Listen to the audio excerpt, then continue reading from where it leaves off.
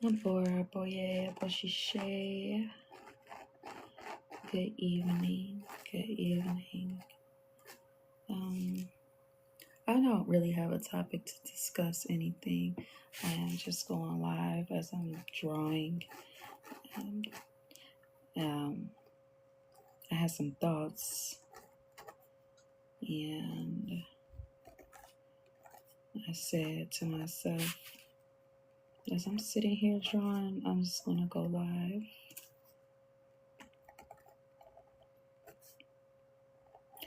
So I was just, you probably can't really even see what I'm doing. I'm drawing some braids. I'm going to start working on my murals in the house. Try to do that as often as I can.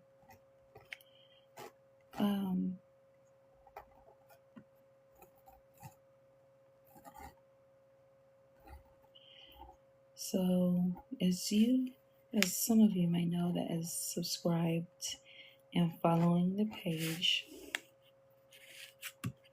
Sultry Sahara Sacred Rendezvous, Madam Omi is hosting the Ashe Embodiment September 11th.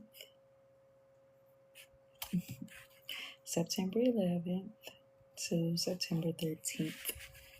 And the event is going to be catering or focusing on this new Tantra experience. So I just wanted to reintroduce myself, bring you up to speed with some ideas that I have over the next few months until September, and invite you to be a part of the community if you so desire. If you're in the South, the event is going to be in the South. It's going to be in Lafayette, Louisiana. And I know that there are some individuals who have not subscribed, but RSVP, show interest. So far, it's about 45 something people, showing interest. I'm starting to get some people enrolled into it, so I'm really excited about it. Some people are new to Tantra, and so that's what I want to talk about. I think here in the U.S., a lot of people have a misconception of what Tantra is. And usually when they hear about it, they are thinking about the sexual aspect of it, that it's a bunch of orgies. And I think about the scene on Zoolander, whenever the woman that was blind had the orgy with Zoolander and whatever his counterpart was, But ultimately, when we hear words in the diaspora, we will milk the fuck out of the words. Like when I got into West African Yoruba culture, it was ashe, ashe, ashe, ashe, ashe, ashe. But whenever I went over to Nigeria, I was like, ashe, ashe, and people was just like, yeah, you love saying ashe. So it's just like we hear these words and we will milk the fuck out of these words. So we hear the word tantra, we immediately think orgies and running trains and nakedness, sex, and people just having their way.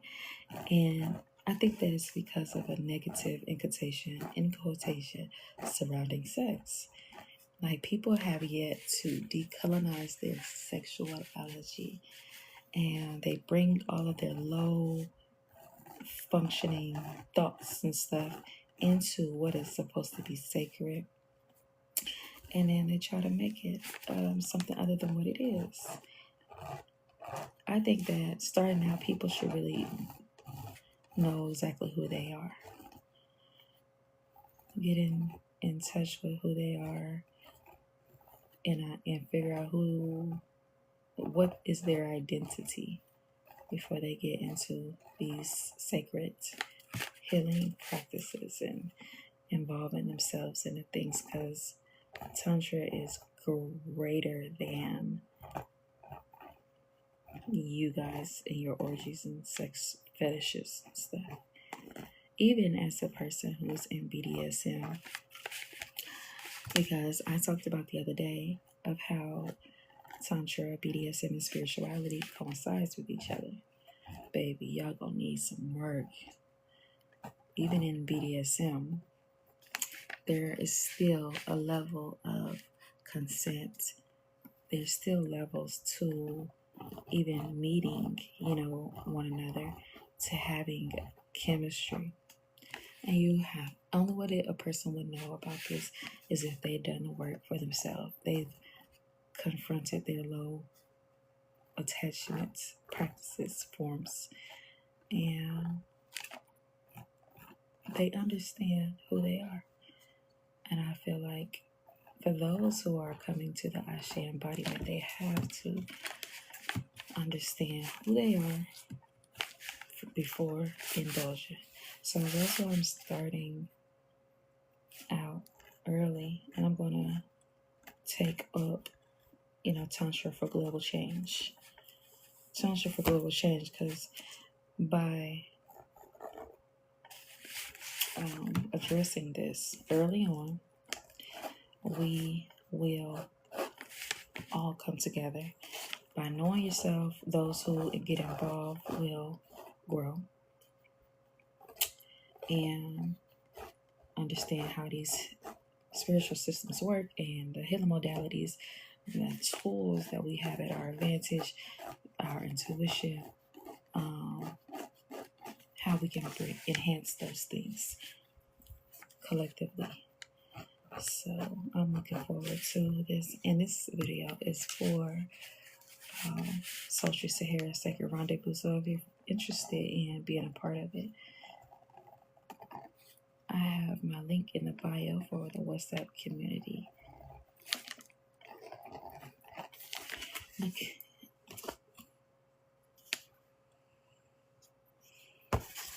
That's really nice, actually. The image. So the image that I have on the screen,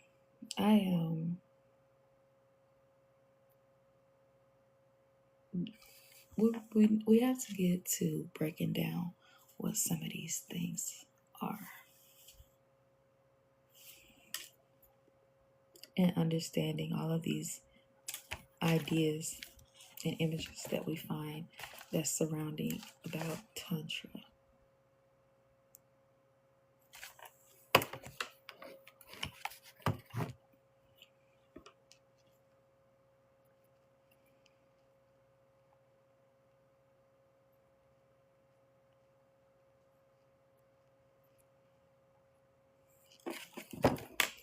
Imagery is a really big component of Tantra. So I'm showing another image that I find on Google. The image right here that we see is layered with a lot of different spiritual and psychological creativity, creative expressions. If you are a Tantra practitioner, some of this might be familiar to you. Abora Boshi Shay, thank you for joining the live. I'm a B. I hope I said that right, but thank you for the love. On the surface level, you might see that this image is, a woman surrounded by this big man with muscles. Blue. He could be black. He could be black. And he got his hair in a nice little bun ponytail. It could be of a dark descent color. And she's having an orgasmic experience, and he's holding her in a way that is so erotic and essential, so sensual, obviously, and all of the beauty that's surrounding it. I wonder, what do you make out of it? You know what I'm saying? What do you make out of it? Greetings, welcome to the chat. If you hear me, leave in a comment, would you? Tell me, what do you make of this image so we can explore it together? Yes, we're talking about explaining the sexual side of Tantra and how it is not just all about Tantra. There's layers to Tantra. We're addressing, though, why is it always a misconception that Tantra is about sex?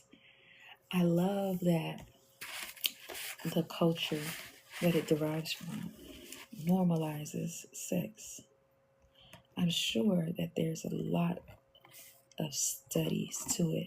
And even with its origin, everybody experienced some colonization. And we'll talk about that on another podcast. I think it's important, matter of fact, imperative, to recognize the colonization that took place in certain periods of life, in certain times in life, and how was it that a culture was able to get through greetings? How was a culture able to talk about or embrace sensuality, sexuality, in all of their images, whereas in the East and even in the West, here in the diaspora, all we see is crosses and a man. Crosses and a man. There are no women inside of any of our images tailored to to a spirituality. But over here in the East, they make sure to put that in their work. What does that mean? Why are all of the images from this culture, why do they embrace sexuality? How were they able to? Did they go through any type of colonization? These are questions that I am curious about.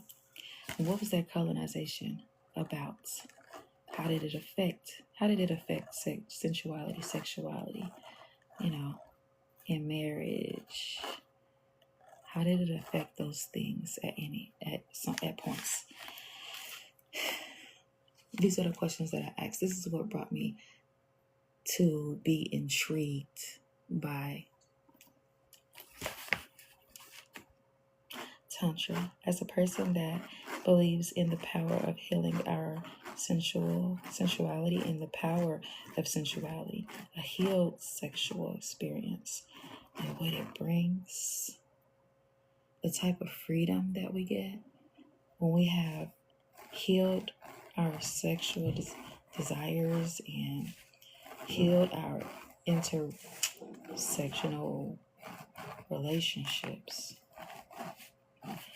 Oh yeah, I'm definitely gonna put some kairos on this art piece. Oh, you probably can't even see it because the thing. Oh yeah, kairos is going on this. I'm using this pen for now because I gotta get me some more paintbrushes. But we're gonna ask some really important questions about, the images that we see. Because some cultures, I believe, make sex to be so filthy and dirty. And people don't realize how indoctrinated they are. And they don't even bother to ask where the conditioning of their minds and thoughts surrounding sexuality comes from. How deeply rooted it affects them and also their partners.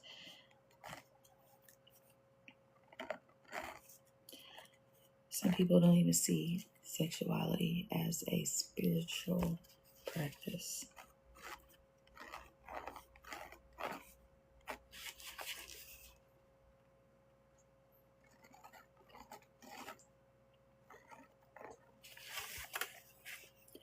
And a lot of the South Asian traditions, especially where Tantra was practiced, right?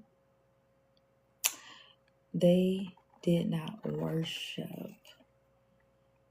sex the way that modern day people do. So every time somebody here in the diaspora think about Tantra, immediately they think about sex.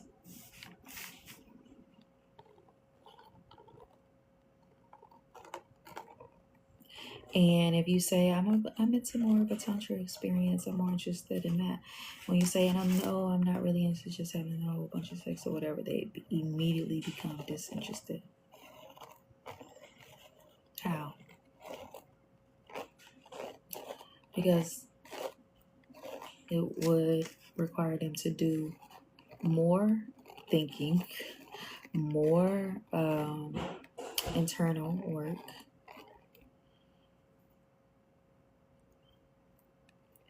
and to operate with a sense of integrity instead of out of their lower nature, selfish nature. And they cannot grasp the concept of how deep consciousness goes, how deep Tantra consciousness goes. That's why this image is important, because the image is an expression of how deep consciousness can go. Oops. A lot of modern Western marketing has pretty much flattened out what art like this would mean, right? They've deflated it, turned it into, you know, it's just some spiritual sex arousal. But it's much more broader than that. It is ritualistic. This here is about death. This is about liberation. It's about attunement and sacral unification. Do you see that? When you look at the image, what do you think? You're right, like, she's having the best experience ever.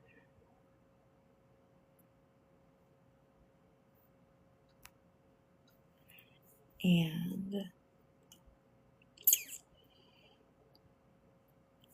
her experience is transcendent, right? She gets some good piping. Some schools of Tantra include these type of artworks into their frame, into their, teachings and whatnot. Some of the Tantra schools include sexuality as a symbolism. They see it as ritualistic. When I see people talk about their sapiosexuals and demisexuals, to me, I be wondering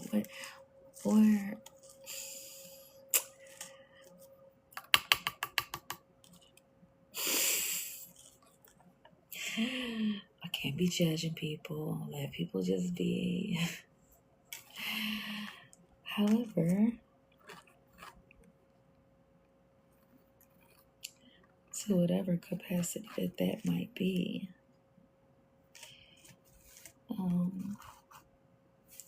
Tantra is about intimate consciousness.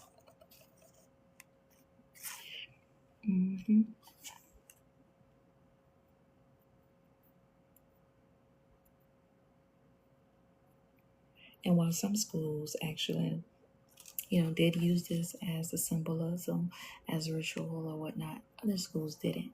Other schools understood that this was more of a interpersonal ritual. Not everybody was having sex. A lot of people were celibate. Believe it or not. They wasn't practicing that because there was so much stuff going on in the world that they knew that their sacred sensual energy was more potent if abstained, if kept, if celibate.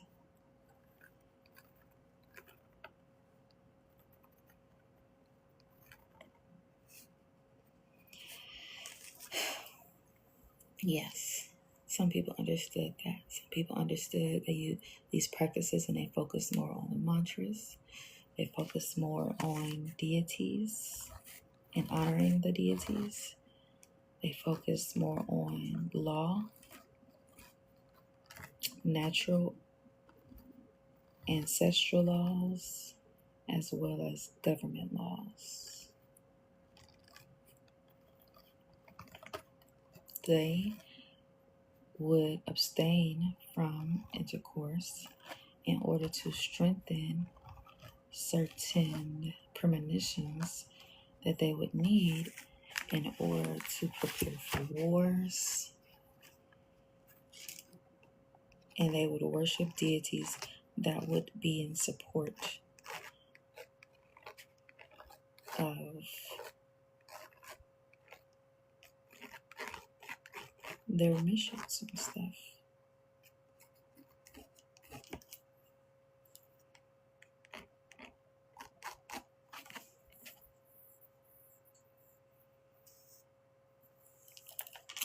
Some focus on these mantras and visualizations, as well as using it to enhance their chi, their inner chi, by also chanting different mantras as well.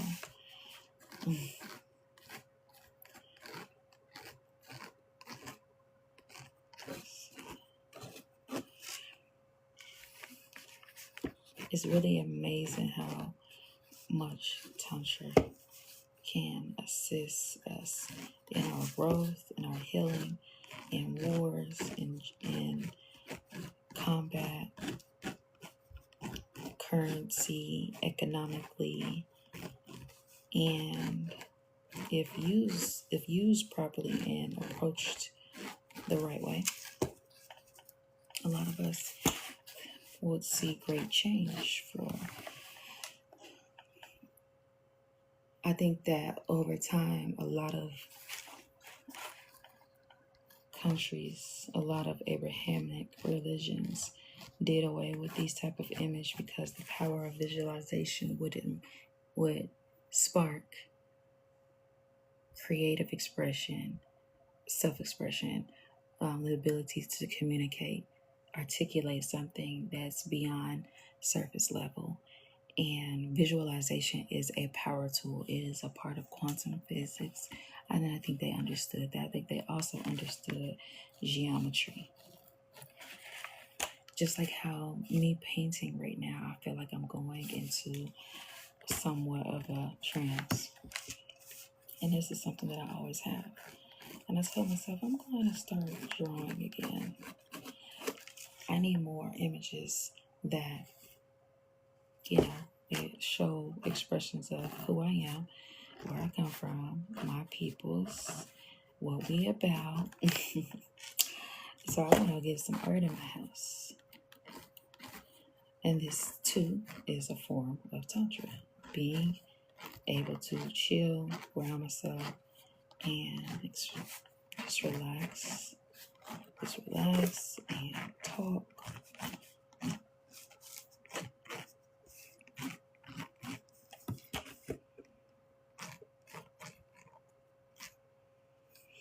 I feel like many of the colonial societies knew what they were doing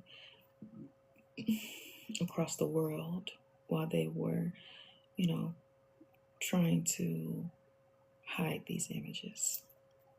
Because to see a woman and a male together would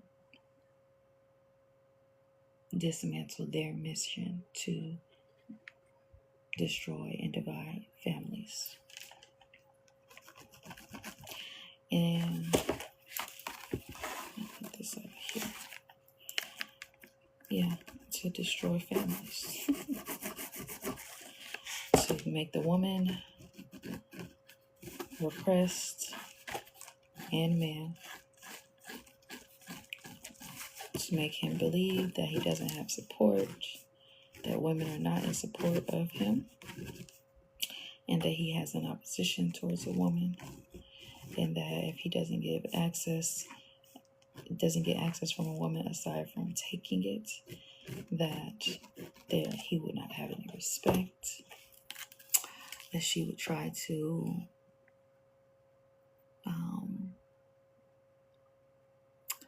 be superior towards him instead of being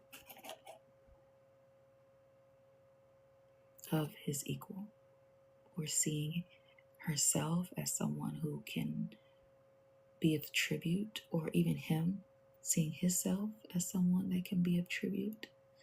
I think they were very, very intentional about less images that embody and embrace the male and the female attributes, divine feminine attributes between the male and a woman.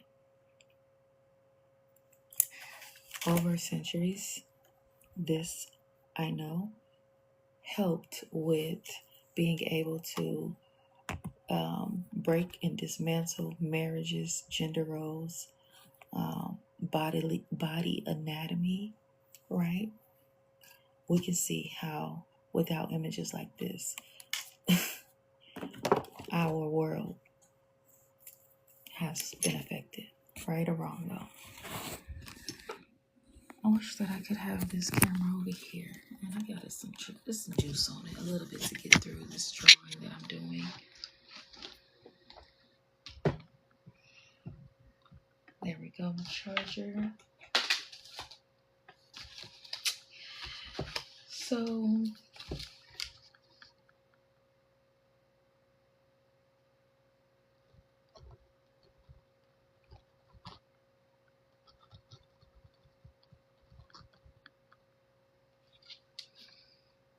it's amazing to me how well they went, how strong they went, how hard they went to be able to make sure that certain images were not.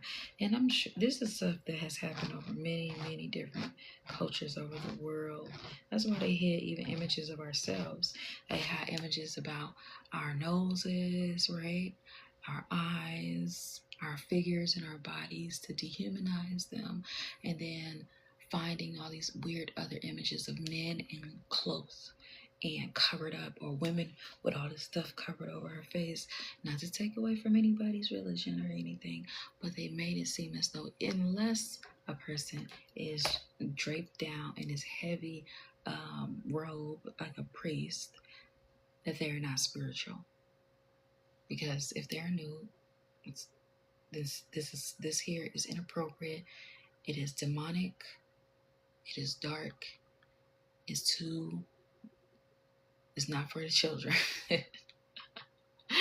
Is it appropriate? So you just know over time that they have done these things. And so just like in African cultures, they took away from images that we need that represent who we are. And they told them that they were demonic. And so these here images are said to be inappropriate. And that's why visualization is important. And you need more pictures of yourself, of your children, of your work, of your creation. Hi, I miss you. Good to see you. Sending love. Thank you. You need images of your children, your fathers, you creating, being creative, gardening, showing that you have the capacity, the knowledge, the skill set to be able to do things, showing traditions, showing gender roles, showing any type of attributes that you have to offer in this world, whether it be non-sexual or sexual.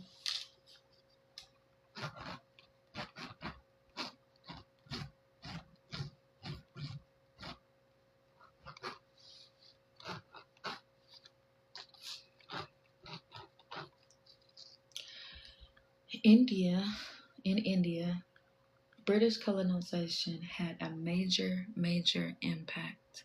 I have two cameras here. And so during the colonial period, the British imposed Victorian Christian morality onto Indian societies. Victorian culture was extremely conservative regarding sexuality, nudity, erotic arts and expression, non-Western marriage systems, feminine autonomy, because she looked like she having a good time. He like, So he is definitely enjoying that. Pleasure. Let's talk about pleasure. Why don't we? For a little bit. I have found myself having conversations surrounding pleasure, right? The misconception about pleasure is that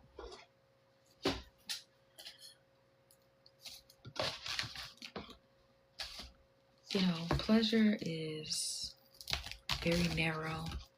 It only includes hetero, male, female, or just gay.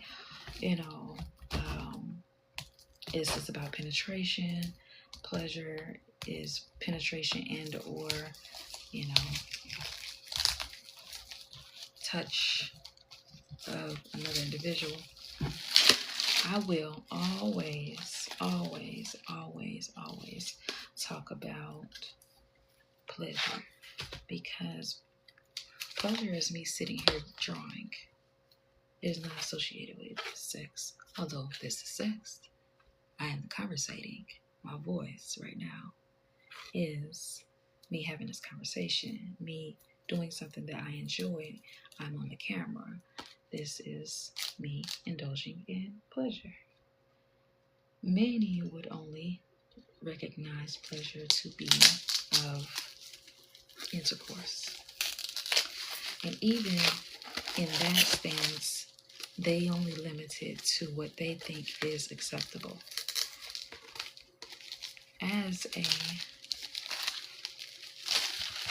dom, as a pleasure dom, as a sensual dom, as a mistress, as a madam, my role has led me to experience a lot of the different positions that are beyond what pleasure is, from that idea, from that concept, including Tantra.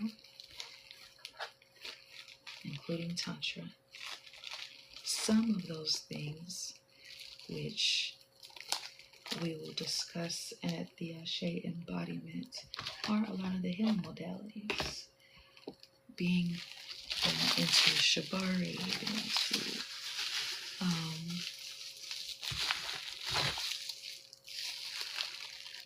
JOIs and masturbation settings, right? A lot of different experiences I have been invited to have, and those pleasures have allowed me to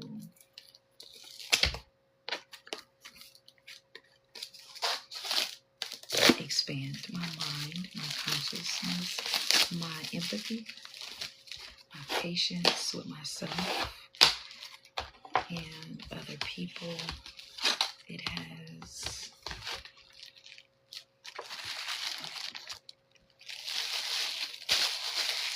helped me to understand other people's pains and struggles and deficiencies and simple delights, simple pleasures.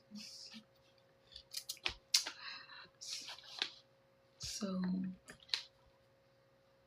pleasure is a very broad word that I think many people should explore more of, because even when it comes down to intimate touch,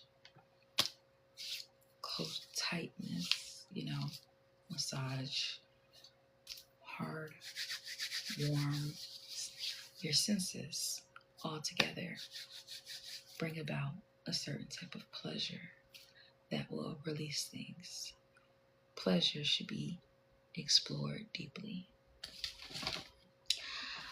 Why do I talk about these type of things? Because deep down inside of me, I feel free. Even before anything ever happened to me, it has been easy for me to talk about these things. I have a deep understanding and philosophy of my own about these things. So that's why I talk about them. Now back to just art and expression. Art and expression.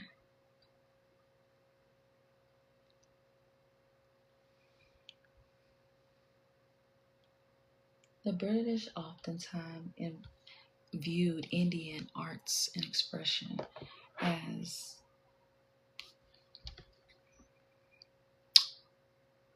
say hi. Good afternoon, family. You want to come on my live with me and talk about these works?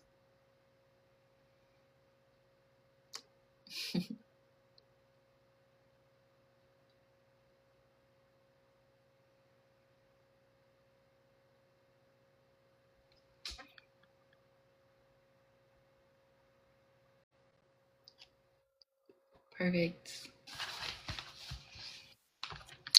Why did it go into open my closet? Good I grief. know nothing about this art. But Really? I just knew that you would. no, I've seen some of that Asian art and stuff like that. I've seen it in books, but not. I don't Yeah. have any, you know, no real opinion of it. That's pretty cool. Interesting, actually, because I know you be talking a lot about, sensualities and stuff like that. I just came in the room, so I don't even know what you're talking about. But Okay. you invited me up, so I came. I'm So right what's the now. subject? Okay. Are you familiar with these boards and pretty much how you see how the structure is? I really want to be able to put the image back up here. Okay. I see layouts, fixed panel, but I want my board to be back back where I had it. Are they gonna let me have my own template? Put the picture as the background. Yeah.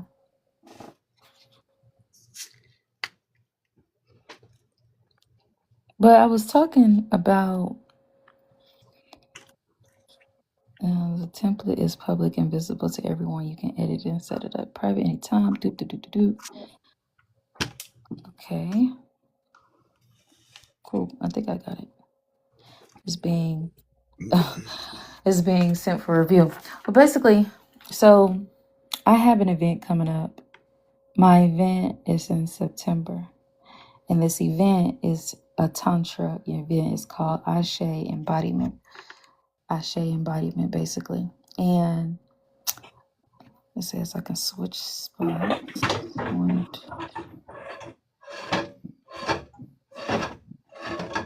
okay, whenever the board gets through with the review, then I'll just switch it over. But so,